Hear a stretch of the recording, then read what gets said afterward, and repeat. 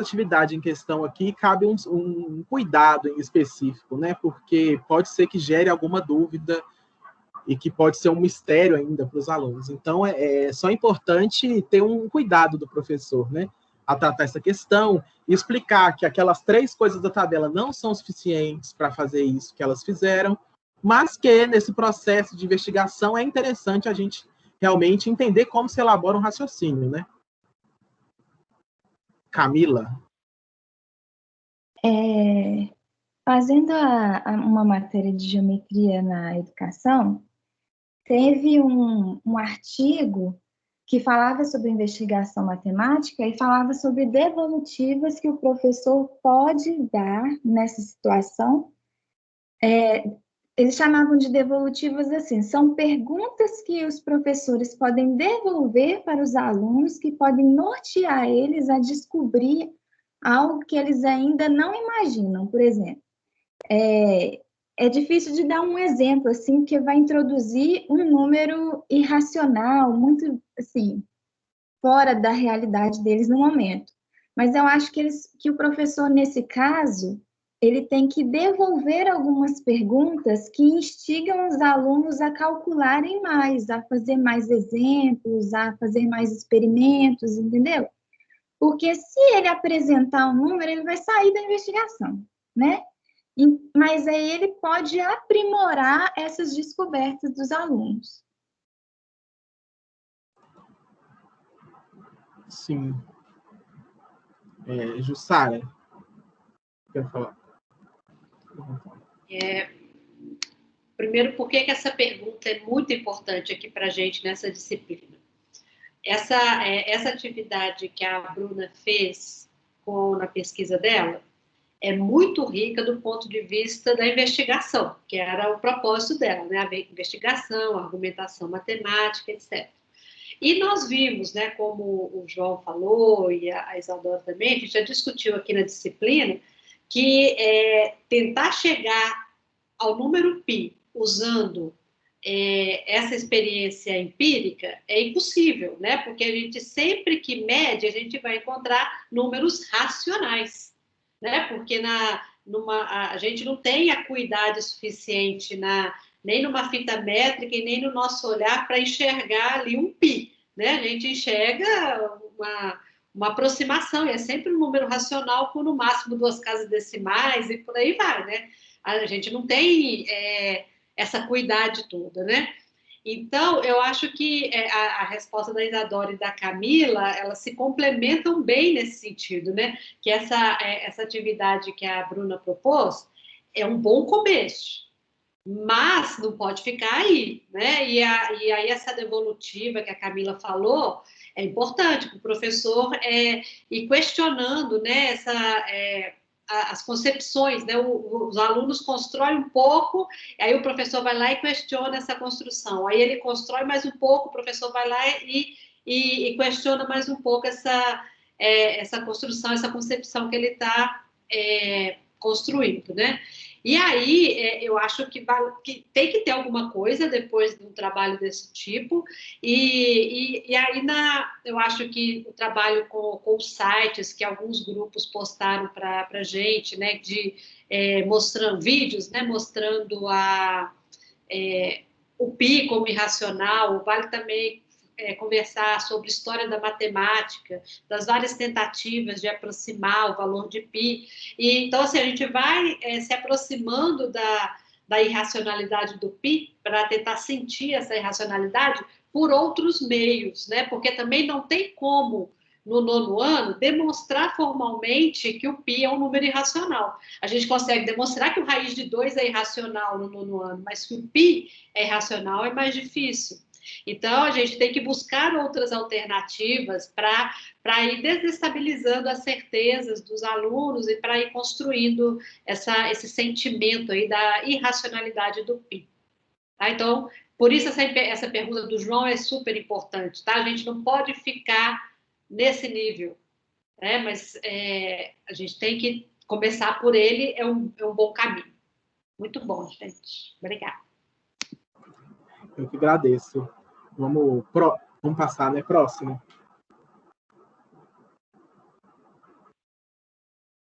Bom, nessa parte do artigo, nós temos a descrição de uma estratégia que talvez não era esperada, ou talvez não é a que o professor pense no primeiro momento, mas foi uma estratégia bem acolhida, né, pela autora, e ela falou sobre o uso de recurso não discursivo.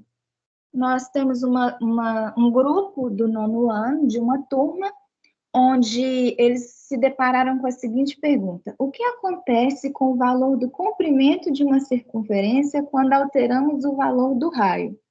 No primeiro momento, o Eduardo falou, se nós aumentamos o raio, o comprimento também vai aumentar.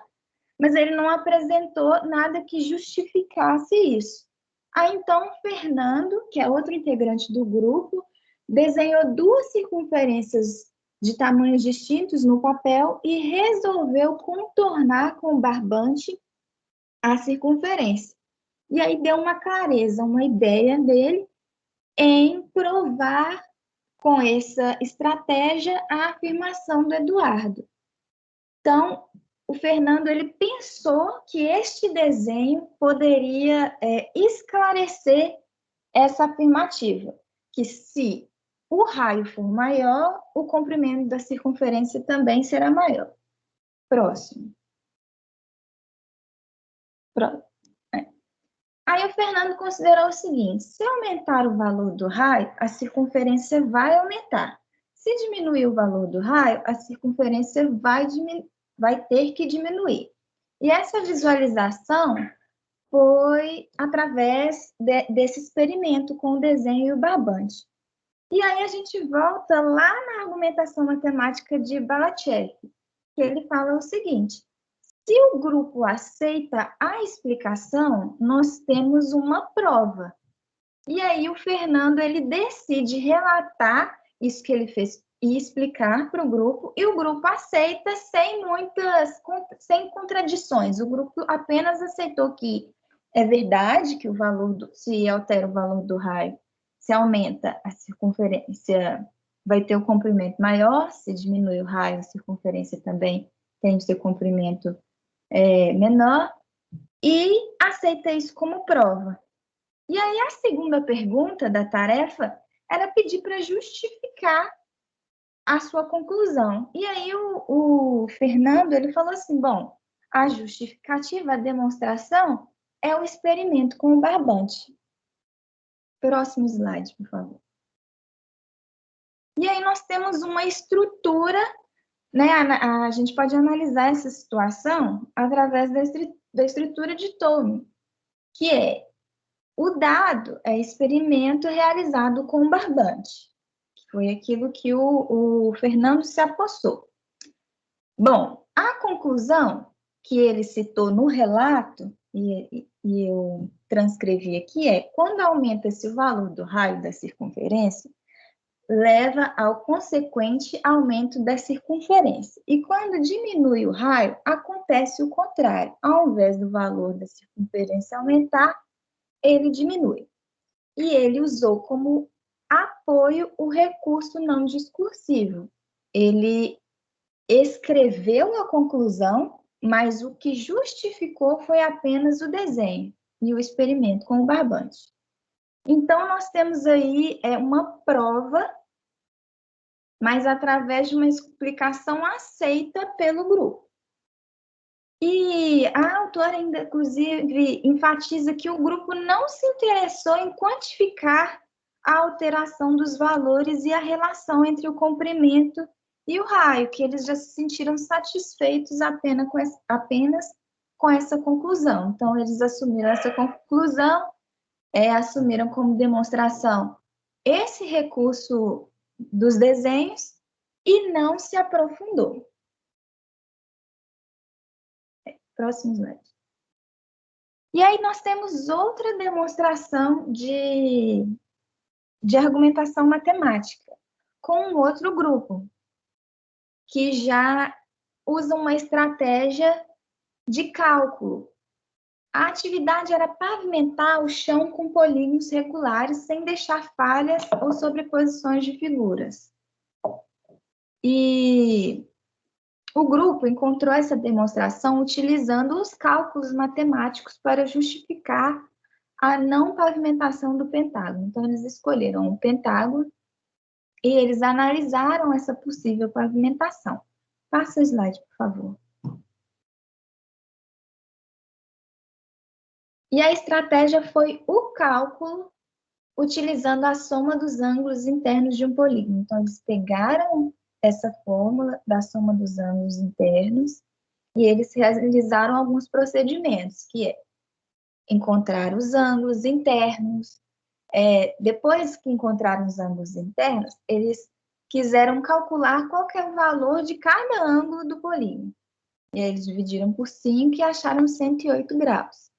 Depois eles perceberam que o pentágono ele se encaixa em 3 figuras, 3 pentágonos se encaixam.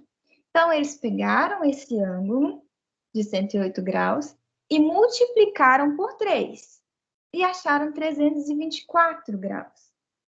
E aí elas tiveram uma ideia. Bom, para fechar essa pavimentação, eu preciso de 360 graus, mas eu não tenho, eu tenho 324.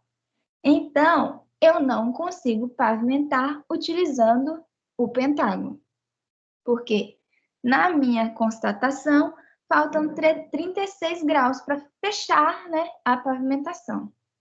Então, ela, através da construção de procedimentos, através do cálculo de uma fórmula, elas argumentaram que elas justificaram que elas precisam e que elas não tinham. Pode passar, por favor. E aí, estruturando essa argumentação, nós temos o D, que é, faltou 36 para que ocorresse a pavimentação. Mas para que elas achassem isso, elas tinham uma garantia, que é o W, que é o cálculo que elas realizaram com a soma dos ângulos internos. E o apoio, que é ter a percepção e a necessidade de formar, né, fechar o ângulo de 360 graus para pavimentar. Então, com essa garantia e esse apoio, elas concluíram que o pentágono não é um polígono que eu possa utilizar para pavimentar o chão. E aí elas relataram isso de forma descritiva no relato que a autora recolheu.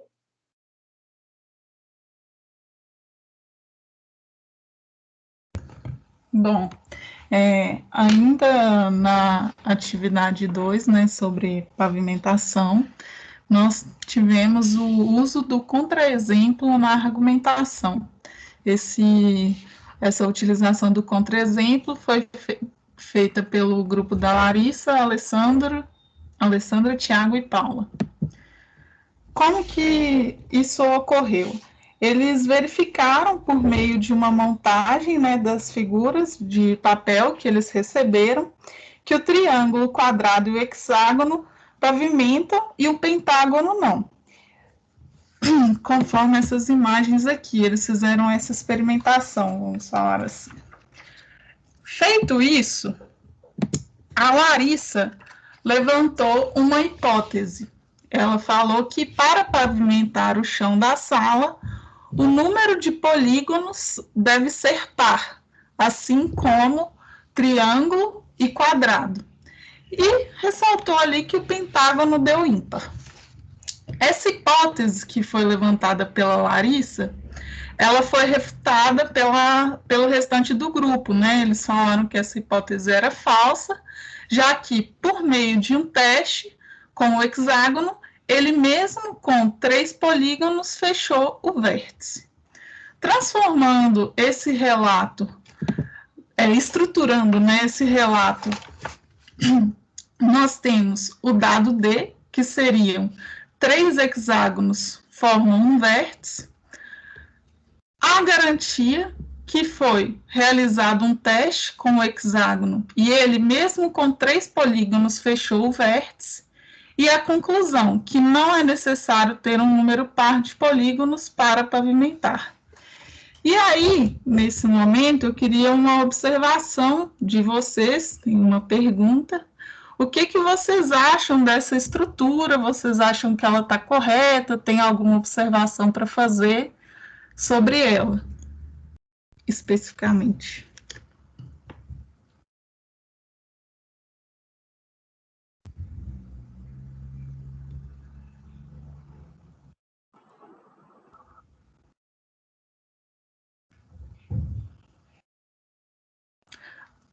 Só para ajudar aí, talvez, a dúvida é, vamos supor que vocês estão fazendo esse procedimento, chegou nesse ato aí do contra-exemplo, e aí, com esses relatos, foi o que a autora fez, né? Ela estruturou os relatos para ver se havia argumentação ou não, e qual que era a estrutura disso de acordo com o modelo de Tome. De acordo com esse modelo, de acordo com o relato desse grupo especificamente, do processo de investigação feito por eles, vocês estruturariam dessa mesma forma? Colocariam ali como garantia esse teste feito com o hexágono? Isso serviria como garantia ou não? Eu acho que serviria sim, porque a garantia é qualquer coisa que você consiga estabelecer uma relação direta com o que foi dado e a conclusão. Então, como foi realizado esse teste, eles já conseguem argumentar a favor dessa conclusão, né? Então, apesar desse grupo ter utilizado um experimento e não feito um cálculo matemático, isso é uma prova também, né? Aquele outro grupo lá que fez com desenho, também foi uma prova para eles conseguirem concluir alguma coisa. Eu acho importante ter essas diferentes garantias e essas diferentes formas de tentar chegar numa conclusão. Eu acho importante a gente frisar essas coisas, porque são coisas que os alunos têm uma mentalidade diferente, né? Então cada um vai tentar buscar as estratégias próprias para poder chegar às conclusões. Então, apesar da gente saber que tem que ter um rigor matemático, eu acho que é muito importante os alunos criarem eles próprios as estratégias. E essas estratégias que eles criaram nessas todas as atividades foram diversas, contra-argumentação, contra-exemplo, desenho, etc. E tudo isso contribui para o aluno conseguir assentar, né, o conhecimento. Então, eu acho que é importante, eles fizeram de uma maneira correta, assim. Eu não vejo como completamente errado e nem como errado que eles fizeram. Eu acho que o raciocínio deles foi bom, sim, nessa questão.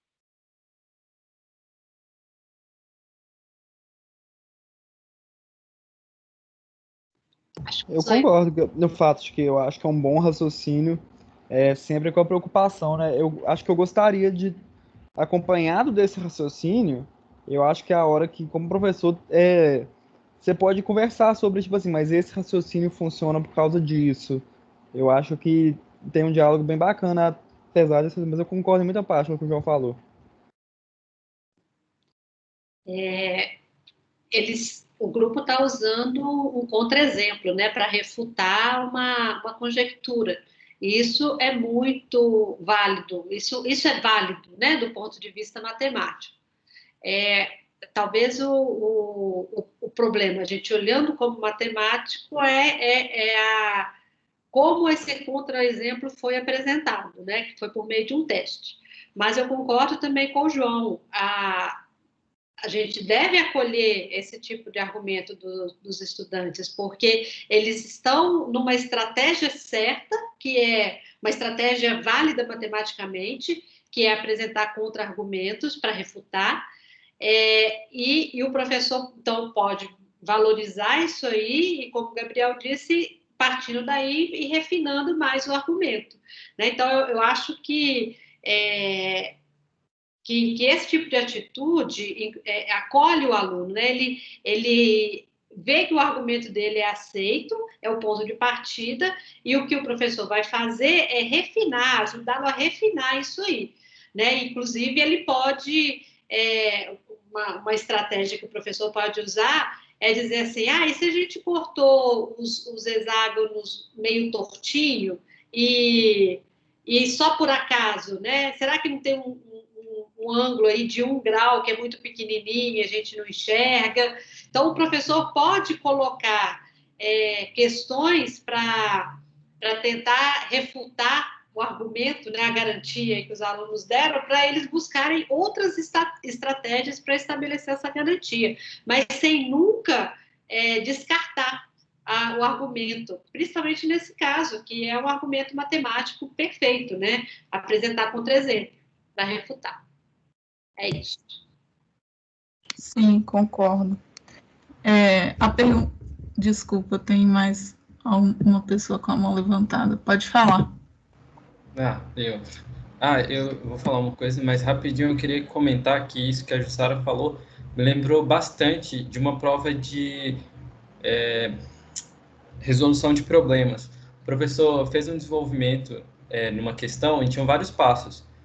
E aí ele dava dados na questão para a gente calcular as coisas e no final perguntava como você tem certeza que a resposta que você obteve está certa e que é igual ao do seu colega, alguma coisa assim.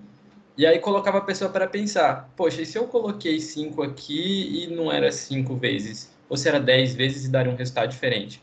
E assim, no meu desenvolvimento, tinha os dados, mas eu fiz sem os dados. E aí, quando chegou nessa, eu percebi que era para provocar pensar nisso, porque na minha resposta eu coloquei, poxa, eu não usei um exemplo, os dados que estão no problema numa situação específica, usei uma generalização num contexto de indução também, para mostrar. Então, eu tenho certeza que está certo. E aí isso me provocou a pensar isso, que na questão ele provocava a gente a refletir, ele instigava a gente a pensar, poxa, será mesmo que eu achei o mesmo resultado? Se o meu colega colocou um múltiplo diferente aqui nesse ponto, será que dá certo também? Então, eu acho que foi uma pergunta que foi nesse sentido. E eu senti muito isso quando eu li